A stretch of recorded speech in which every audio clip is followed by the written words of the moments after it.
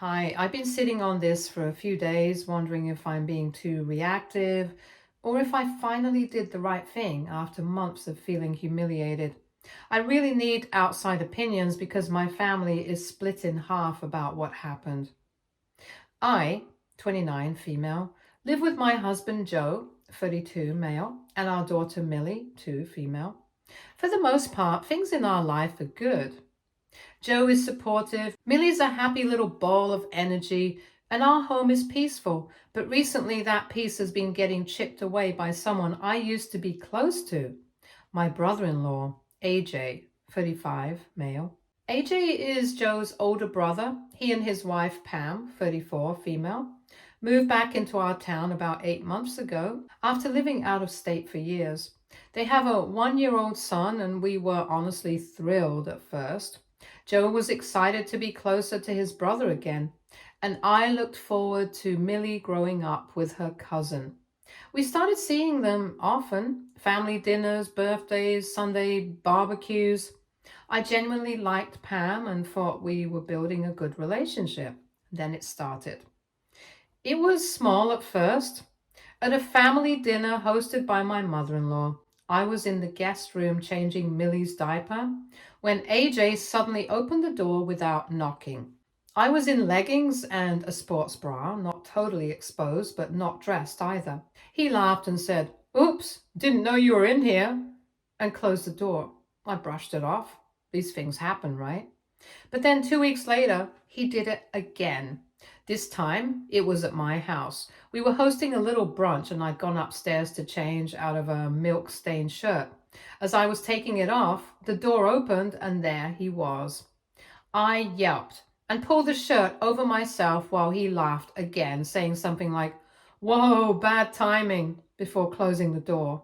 Joe was furious when I told him. He called AJ and told him to knock it off and that this kind of thing was not funny.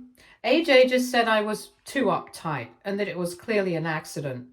I wanted to believe it. I didn't want to create drama between brothers, but it happened again and again.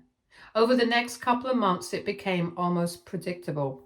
Every time AJ came over, he would find a reason to wander around the upstairs area, open doors without knocking, or come into private areas of the house uninvited. He would always laugh it off like it was a joke. One time I was bent over in front of the dryer wearing a nightshirt and shorts, and I turned around to find him watching from the hallway. He smiled and said, "Just looking for the bathroom," even though he knew exactly where it was. At this point, I was incredibly uncomfortable around him. I began locking the doors when I changed, double checking everything and avoiding being alone in a room when he was visiting. Joe told him again that his behavior was out of line, but AJ kept acting like I was just imagining things or taking it too seriously. Pam did not say anything. She either did not know or did not want to get involved. The tipping point came last weekend. We had a small family gathering at our place. Nothing fancy, just Joe, Millie, AJ, Pam, and their baby, and Joe's parents. We set up our living room with toys and had the nursery camera running in case Millie or her cousin wandered upstairs. The camera's pretty basic, baby monitor with recording capability. It was positioned to catch the hallway outside the nursery and our bedroom door. It was mostly just for safety and peace of mind. Later that evening, I realized I could not find a pair of earrings I'd taken off earlier in the day. I checked the camera footage just in case I left them near the nursery, and what I saw instead made my stomach turn. There was a clip, clear as day, of AJ slowly creeping up the stairs while everyone else was downstairs. He tiptoed into the hallway, looked around, opened our bedroom door. I was inside changing. The camera did not show inside the room itself, but it caught the door opening, and my startled reaction as I rushed to cover myself could be heard. Then AJ closed the door, smirking, and walked away. It was not a mistake. It was not a joke. It was deliberate. I showed the clip to Joe first. He was furious. I told him I didn't want this swept under the rug again. I did not want to be the one who was expected to keep the peace. I had been made to feel ridiculous and paranoid for months, and now I had proof. so I made the decision. The next evening, we were all at Joe's parents' house for dinner. Everyone was there: AJ, Pam, Joe's parents, a few cousins. After dinner, I asked if I could show everyone something. I hooked up the baby monitor footage to the living room TV and played the clip. The room went silent, dead silent. AJ tried to say he thought the room was empty. Joe cut him off immediately. "Why were you creeping up the stairs during dinner? Why didn't you knock?" he demanded. Pam was visibly shaking. She looked like the ground had dropped beneath her. She quietly asked AJ if this had happened before, and I calmly said yes. I recounted the other times. I didn't exaggerate. I just stated the facts, his pattern, his behavior, his jokes. Pam grabbed her baby and left without another word. That should have been the end of it, but of course it was not. The next day, my mother-in-law called me crying, saying she could not believe I would humiliate AJ like that in front of the whole family. She said I should have come to her privately and handled it more delicately. She accused me of blowing things out of proportion and warned that I was destroying the family. Apparently, Pam went to stay with her sister and hasn't spoken to AJ since. She's considering a separation. Then AJ texted me. He said I had made him look like a predator, and that if I had a problem, I should have just talked to him, as if I had not already more than once. Even a few cousins messaged me to say I should have protected Pam's feelings instead of throwing it all out there in public. One even told me I probably liked the attention and read into it too much. But Joe, he is on my side completely. He told his mother that AJ's behavior was disgusting and that I had every right to protect myself. He said he would never let someone violate my privacy like that again, family or not. He also told AJ to stay away from our home and that if he ever tried anything like this again, we'd go to the police. Despite all this support from Joe, I still feel this strange sense of guilt. I did not want Pam to get hurt. I did not want the whole family to fall apart. I just wanted someone to believe me. I wanted someone to see what I've been seeing all along. Now everyone knows the truth, and yet somehow I am the one being blamed for ruining everything. So I'm asking, AITA for exposing my brother-in-law's creepy behavior to the entire family instead of handling it privately, even if it might lead to the end of his marriage? Update 1. Hey, I'm back with an update. After the last blow up where I showed everyone the footage of AJ creeping into our bedroom while I was changing, his wife Pam took their baby and left. My mother-in-law blamed me for humiliating AJ in front of everyone. A bunch of cousins said I could have handled it privately, but Joe and I stood firm. We knew this was not some innocent accident. It was a pattern. And I finally had the proof. A few days after everything blew up, Pam reached out to me privately. She asked to meet for coffee, and I agreed. I've always liked her, and honestly, I felt horrible that she was dragged into this because of what her husband did. I was ready to apologize for the drama, but what she told me completely flipped everything upside down. Pam said she believed me fully. She was not even surprised by AJ's behavior. Then she dropped the bomb. She had found some disturbing things on his old iPad that had been left at her sister's place. Hidden in a folder were photos and videos of other women, some clearly taken in public without their consent. There were gym shots, locker room footage, and even clips from what looked like inside someone's home, like a guest bathroom or dressing area. She had not reported it yet, but she was preparing to. She showed me a copy of what she saved. It made my skin crawl. One woman in the video looked like she was maybe just 18 or 19. Pam said she thought he had changed after becoming a dad, but now she realized this was not new. She remembered off situations from years ago, like him walking in on her friends or being too handsy when he thought no one was watching.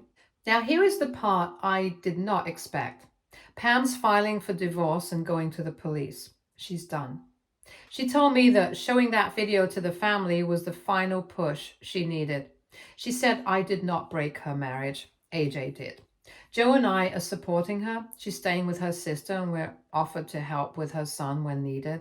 But of course, mother-in-law is losing her mind. She called me again saying I set this all in motion and destroyed two brothers and their families.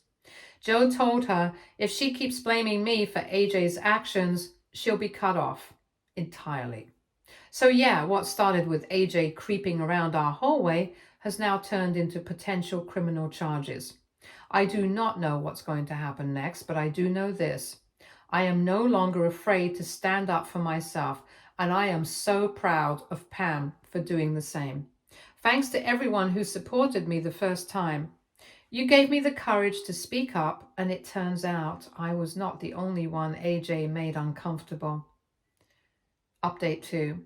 Hi, I was not planning to come back again, but I honestly have to share what just happened. This whole situation has spiraled in ways I could not have imagined. Last time I updated, Pam had decided to file for divorce and report AJ to the police after finding disturbing footage on his old iPad. My mother-in-law was still blaming me, and Joe and I were supporting Pam through everything.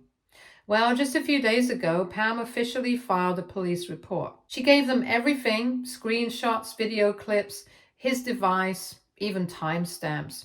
The officers took it seriously, especially when it became clear some of the content involved women who did not know they were being recorded in semi-private spaces. And here is the shocking part. One of the women in one of AJ's bathroom clips turned out to be someone Joe and AJ grew up with, a friend of the family. She had no idea this footage existed. She is now pressing charges and her lawyer is involved. But that is not the only twist. After Pam filed, Joe and I got a visit from Joe's uncle, his mom's younger brother. He wanted to talk, and he seemed really agitated. He sat us down and told us something no one in the family ever talked about. AJ had a history of inappropriate behavior as a teenager, and it had already been covered up once. Apparently, when AJ was around 17, he was caught spying on a neighbor through her bedroom window. The neighbor was just 15. It caused a massive blow up in the neighborhood, but mother-in-law and father-in-law managed to keep it from going legal by making some kind of deal with the girl's family. Uncle said he was always against the cover-up, but he was young back then and got pushed aside. Joe was livid. This was the first time he had ever heard about it. Mother-in-law had kept it buried for years, and now it made sense why she was so desperate to protect AJ and silence me. This was not just about the family reputation. It was about hiding a long pattern of behavior she already knew about. Joe called her immediately and confronted her. She did not deny it. She just said, "We did not want to ruin his future over a mistake." A mistake that he kept making for almost 2 decades. That was the final straw. Joe cut her off, blocked her, told the rest of the family everything, and said we're done keeping secrets to make others comfortable. As for Pam, she is stronger than ever. She's working with a lawyer, moving forward with custody, and has already gotten a restraining order. She and I talk daily now, and we're planning a weekend away with our kids just to breathe and feel normal again. I never wanted any of this, but now that it's all out in the open, I am glad I stood up for myself and for everyone else AJ hurt. Update 3. Hey, this will be my last update on the whole AJ situation. It has been an overwhelming couple of months, but things are finally settling. Pam followed through. AJ's been charged with multiple counts of unlawful surveillance and invasion of privacy. The investigation revealed even more victims, some of whom had no idea he had filmed them. His devices held years of content. He is currently out on bail, but his lawyer is scrambling. His job fired him the moment the charges became public. Pam was granted temporary full custody, and a restraining order is in place. She's filing for sole custody next. Joe and I are focusing on healing. We cut off all contact with mother-in-law after she defended AJ, even knowing everything. She is still insisting we overreacted and that family sticks together, but we're done with that toxic mindset. Protecting a predator is not loyalty, It's complicity. The biggest twist in all of this, I don't feel scared anymore. I walk around my home freely. I changed without double checking the lock. I sleep better at night knowing AJ can't creep around our house pretending it's a joke. And Pam, she is blooming. It's like she's finally breathing for the first time in years. Story 2. Looking back, I think the scariest part was how normal it all seemed. Nothing about Maya screamed danger. Nothing warned me that one day I'd be sitting in a hospital waiting room, replaying every laugh, every kiss, every carefully planned moment she created, realizing just how much of it had been staged. Maybe telling my story here will finally take me out of shock. I met Maya through mutual friends. She was the type of woman people noticed when she walked into a room. Not loud or flashy, just effortlessly magnetic. Smart, kind, good sense of humor. She'd listen to you like what you were saying actually mattered. Like she wanted to understand you, not just respond. And she had this dry wit that could slice through a crowded conversation like a needle through cloth. We met at a 4th of July barbecue. She made fun of the way I was overcooking the burgers. I called her a snob for bringing quinoa salad to a party full of beer and ribs. We talked the rest of the night, and that was that. I was hooked. We started dating not long after, and within 6 months we were talking about marriage.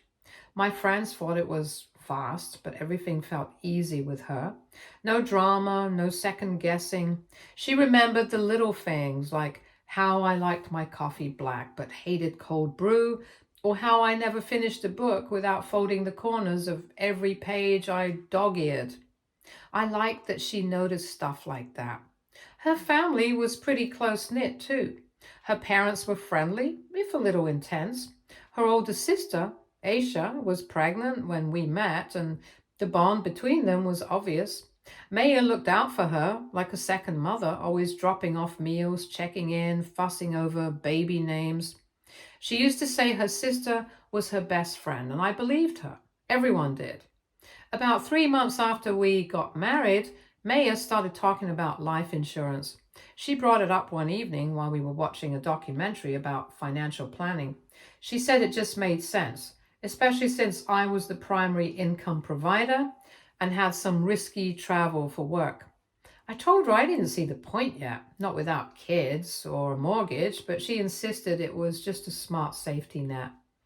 It wasn't pushy, at least not at first. She framed it as being proactive, like setting up a will or keeping jumper cables in your car. Eventually, I agreed. I signed a policy worth more than enough to make her comfortable if anything ever happened to me. She made a big deal about it that night, ordered pizza from my favorite place, brought out a bottle of whiskey I'd been saving, said she felt safer knowing we were planning ahead. At the time, it felt like love, but now I keep wondering if that night was a celebration or relief. There were tiny moments here and there that should have made me pause, like how she always insisted on pouring my drinks at parties, saying I used too much ice or that I didn't mix things right, or how she always made my plate before I could grab my own food. I used to think it was sweet, thought she just liked taking care of me. Once, I got horribly sick after eating lunch she had packed for me.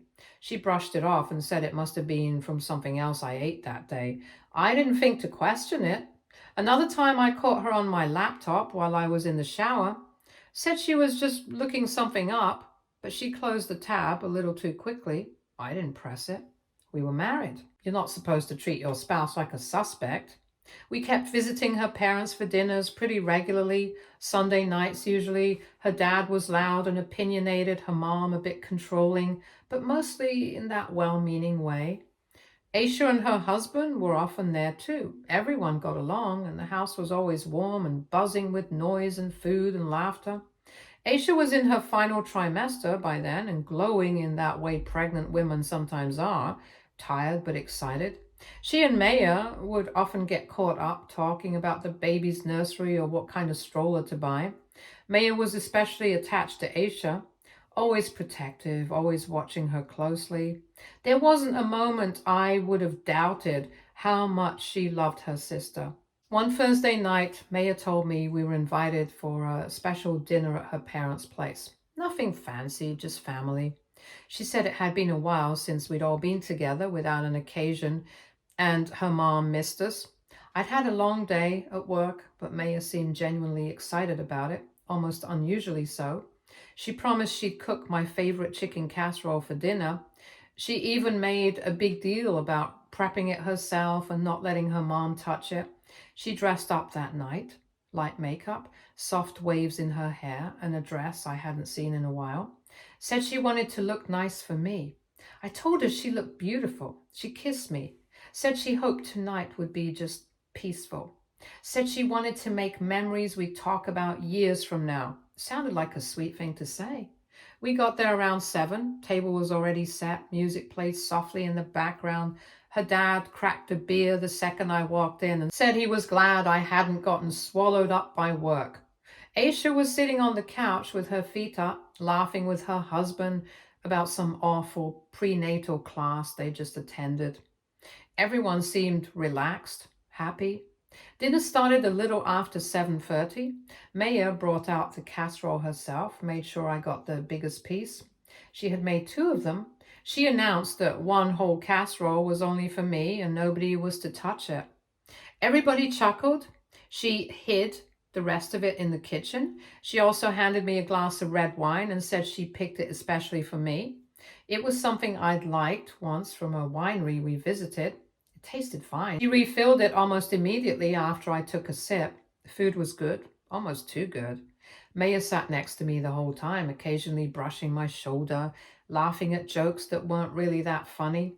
She was attentive in a way she hadn't been in weeks. She kept asking if I was okay, if I needed anything else, if I wanted more wine. It felt strange, like she was checking off a list. I only had a bite from my plate when I started feeling weird, lightheaded. My stomach churned once and then again, harder. I thought maybe it was just exhaustion from work, maybe too much wine too fast. I excused myself from the table, saying I needed to step outside for some fresh air. I stood on the porch, palms on the railing, head swimming a little. From inside, I could still hear them laughing, and when I looked back, Maya wasn't at the table. I wondered where she went. And then through the window, I saw Aisha lean forward and slide my plate toward herself with a grin. She joked that if I wasn't going to eat it, she would. Everyone laughed. Within 20 minutes, everything started falling apart. The laughter inside didn't last long. I was still standing on the porch when I heard the first crash. Silverware clattering against a plate, followed by a sharp gasp. At first I thought someone had just dropped something, but then the panic set in. Someone shouted Aisha's name. Her husband's voice cracked as he called for help. I rushed back in and saw her slumped sideways in her chair, her face pale, lips slightly parted. One of her hands was gripping the edge of the table like she was trying to steady herself, but the rest of her body was giving out fast. Maya came running in. She was already by her side, screaming for someone to call 911. Aisha's mom froze in place, her mouth open but no sound coming out. Her dad, usually the loudest one in the room, stumbled backwards, staring like he couldn't process what he was seeing. Aisha's husband was trying to keep her upright, but she was barely conscious by then. Her eyes rolled back and a trail of spit slipped from the corner of her mouth. The room turned into chaos. Maya kept shouting at her dad to do something, her voice rising with every word. Her hands hovered helplessly over Aisha, trembling but not actually touching her. I'd never seen her like that before, out of control. Not even at our wedding when her uncle collapsed from heat stroke. Back then, she had calmly coordinated everything while I was a wreck. But this was different. I called 911 myself, gave them the address, told them Aisha was pregnant and probably seizing, and that we didn't know what was happening. The dispatcher kept asking questions, but I could barely hear her over the sound of Maya sobbing in the background. Aisha's husband laid her down gently on the couch, whispering her name over and over, like saying it enough times might somehow bring her back. Her breathing was shallow, but still there. She wasn't responsive. The ambulance came fast, maybe 10 minutes. though it felt like an hour. Paramedics rushed in and took over. Everyone else was frozen in place except for Maya, who kept pacing and muttering to herself like she couldn't stay still. They took Aisha away on a stretcher and her husband rode in the back with her. The rest of us followed in our own cars. Maya insisted on coming with me. She didn't stop shaking the entire drive. I kept my eyes on the road, but every now and then I glanced over and caught her staring blankly at her hands like she didn't recognize them. We couldn't take Aisha in our car because we were instructed not to. Luckily, the ambulance was close by. The hospital was 45 minutes away, but they could at least administer treatment to her on the way. At the hospital, we waited in this awful silence, all of us camped out in a cold waiting room under the kind of too bright fluorescent lights that make everything feel sterile and unreal. Maya sat next to me but didn't say much. She had stopped crying. Now she just looked gone. A nurse finally came out after what felt like forever. She spoke quietly to Aisha's husband first. He crumpled, didn't scream, didn't collapse, just slowly sat down, his hand covering his mouth. The baby didn't make it. Aisha was stable, barely, but still unconscious. Maya's father stood up, his hands balled into fists at his sides. He asked the nurse what had happened, what had caused it. The nurse looked uncomfortable and said they were still running tests, but something didn't add up. That was when Maya's mom whispered, almost to herself, that Aisha had eaten from my plate, that maybe something had been wrong with it. Everyone turned to me. I was too stunned to respond at first. The air in the room felt like it had thickened, like I couldn't pull enough of it into my lungs. Maya looked stunned but spoke up quickly, too quickly, saying it was ridiculous, that it was just a coincidence, that I hadn't eaten anything at all. Her voice shook. Her dad looked at me, not with anger, but something worse, suspicion. But why was he looking at me with suspicion? If it were the food, then it would have probably been me in the hospital instead of her. I was speechless, but forced myself to voice it out loud. Her mom was still whispering under her breath, words I couldn't make out, but didn't need to. The shift in the room was instant. That cozy family warmth I'd felt just an hour ago was gone. Now I was the outsider. I didn't say anything yet. I couldn't. I was still replaying the moment Aisha took my plate. The way Maya kept offering me more wine. The nausea started after I took a bite, and somewhere deep in my chest, the dread bloomed into something undeniable. That plate wasn't meant for Aisha. It was meant for me. Update 1. I didn't sleep that night. After Aisha was admitted, we weren't allowed to see her right away. I stayed in the hospital parking lot for hours. Maya was beside me for a while, silent, withdrawn. Eventually, she said she wanted to go home, so we left. I went back the next morning, but then Aisha had stabilized. She hadn't woken up yet. Her husband was still inside. Her parents were slumped in uncomfortable waiting room chairs, too exhausted to keep pretending everything was fine. And that's when the detective showed up. He introduced himself in a calm, neutral tone, but the badge clipped to his belt said everything. The hospital had run tests on Aisha's blood. There were clear traces of a fast-acting toxin, one not found in any standard household cleaning supply. Not food poisoning, not an allergic reaction, not a tragic coincidence. This was intentional. They needed to speak to everyone who was present at dinner, and when he asked where Maya was, I said I wasn't sure. Her mother glanced at me and then quickly looked away. Later that day, they searched the house. Turns out Maya had left something behind in the back of the hallway closet, tucked behind old winter coats and a box labeled wedding decorations. A small glass bottle with a faded label. Untraceable to the average person, but not to the professionals. It was colorless, odorless, perfect for mixing into wine or casserole without a single soul noticing. Her laptop was even worse. She hadn't cleared her history like she thought. There were searches, pages and pages of them, phrases like fast poison without taste. How long does it take to collect life insurance after death? And most damning of all, how to make it look like an accident. bookmarked. She never expected her sister to eat from my plate. She didn't even fight it. Her cheeks were stained with mascara. She didn't scream, didn't ask why they were there, just stared straight ahead and said she wanted a lawyer. I watched from a distance as they led her away in handcuffs. Update 2. Aisha finally woke up. Her body was still weak. Her mind even more so. She didn't remember much about the night, just that she felt dizzy and confused. Her husband stayed by her side the entire time, clutching her hand like he was afraid to let go for a second. I don't think he blinked once during my visit. Telling her what happened, there's no script for something like that. Her reaction wasn't explosive. She just stared at the wall for a long time and asked me if I was sure. I said yes. She cried then, not just for herself or her baby, but for her sister, because the betrayal didn't make sense, because the person she trusted most had nearly killed her and didn't even flinch when it went wrong. Yes, she had cried, she had panicked, but after that, Maya had gone blank. The trial was short. The evidence was too strong, too direct. The bottle, the searches, the insurance policy was taken out just months before. The prosecutor painted it clearly.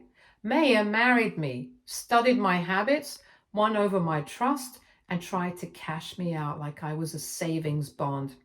The fact that she nearly killed her own sister instead? A tragic twist of fate. She was sentenced without parole. Sometimes I still get calls from people who knew us as a couple, mutual friends who can't believe it, and distant acquaintances who just want the inside story. They all say the same thing.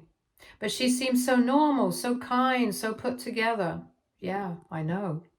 But monsters don't always wear masks. Sometimes they wear wedding rings and smile across candlelit dinners, talk about baby names with their sisters.